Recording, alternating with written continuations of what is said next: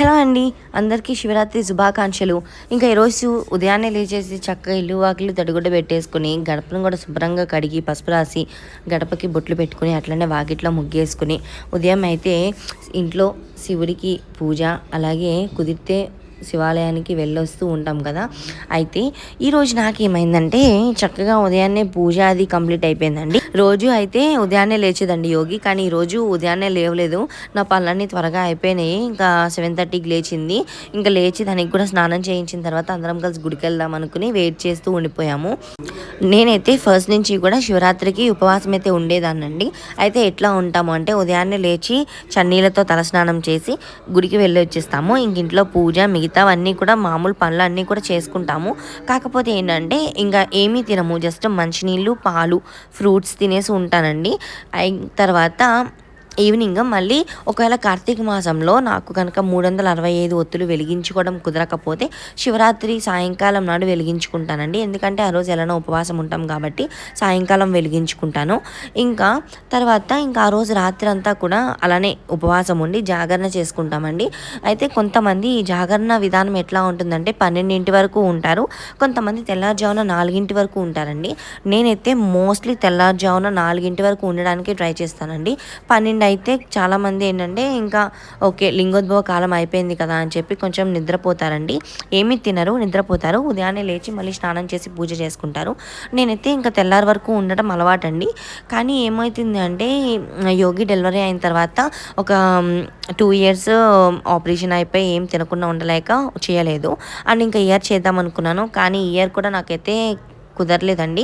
ఇంకా నేను మిగతా దేవుడి దగ్గర కూడా చక్కగా ముగ్గది వేసేసుకొని అక్కడ రెడీ చేసుకోవాల్సినవన్నీ రెడీ చేసేసుకుంటున్నానండి. ఇంకా మా సతీష్ గారు కూడా ఫ్రెష్ అయ్యి వచ్చి పూజ అది చేసుకోవడానికి రెడీ అవుతూ ఉన్నారు.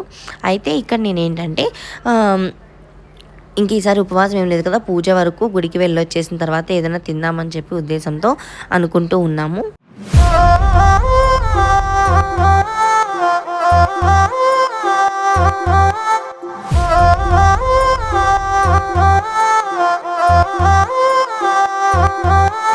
ఒకటి రెండు కాదు 3 కన్నులు ఉన్నా ఎటు చూస్తాడో ఏం చేస్తాడో అర్థం కాడు.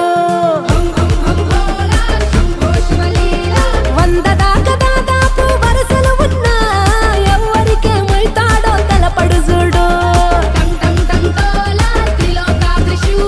సరసన గౌరమ్మను శిరసున గంగమ్మను నిలిపి ఎట్ట పంచినావో అంత ప్రేమను, ఎంత నీ వతకను ఎన్ని కథలు చదవను చూపుతుంటే కొత్త మాయను.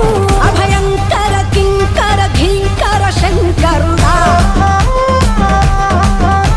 ఏ రంగుకు హంగుకు లొంగని జంగముడా.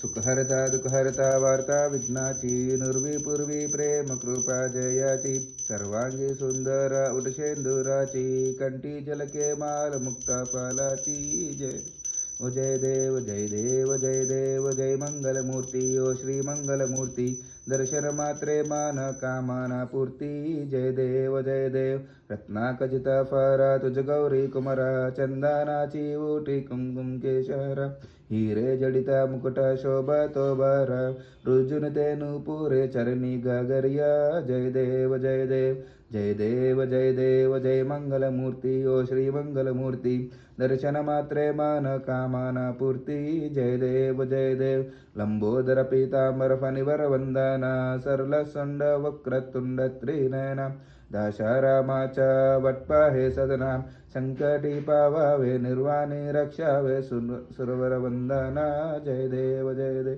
जय देव जय देव जय मंगलमूर्ति ओ श्री मंगलमूर्ति दर्शन मात्रे मन कामना पूर्ति जय देव जय देव అంతేని రథము తనువురు కప్పే పులి చర్మము మెడలో విషనాగ సర్పము ఢమరుక దండోర గరళ గంభీర అంతే తెలియని అంతర్యము అయినా నువ్వే మా ధైర్యము నీలకంఠాధార నిఖిల జీవసుధార నీ సృష్టే కాదా ప్రతి జీవుడు దునియా మీద ఎన్ని దైవాలున్నా అందరికీ నీవేలే ఆది దేవుడు అభయంకర కింకర ఘీంకర శంకరుడా ఏ రంగుకు హంగుకు లంగని జంగముడా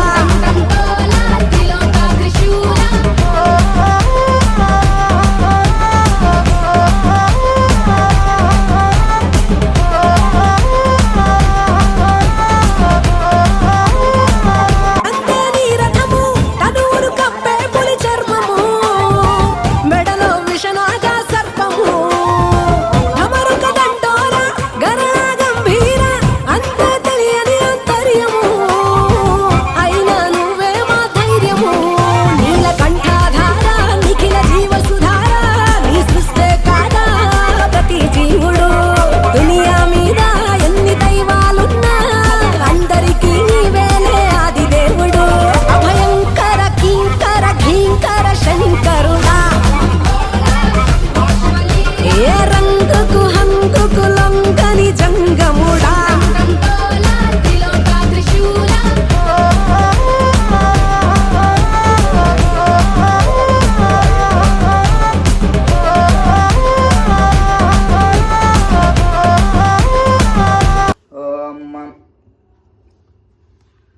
ओम भद्रंगर्णे विष्णुयाम देवाः भद्रं पश्येमाक्षिभिर्यजत्राः स्थिरैरङ्गैः शिष्टवागुं सप्तनाभिः वसेम देवितं यदायुः वसी वसन्न स एकतत्त्वम् एको बहुरावसमन्यवीरितो विषं संजेशं सिसादि अकृत्वऋत्वया आयजापञ्जुमन्दः नारुषत्रप्राजदासो अपनलयन्दां धन्वनागा धन्वनाजं जय धन्वनातीव्रसमुधो जयमान् ఈ రోజు మా ఇంట్లో శివరాత్రి పూజ అయితే బాగా జరిగిందండి. మాతో పాటు మా యోగి కూడా చేసుకుంది.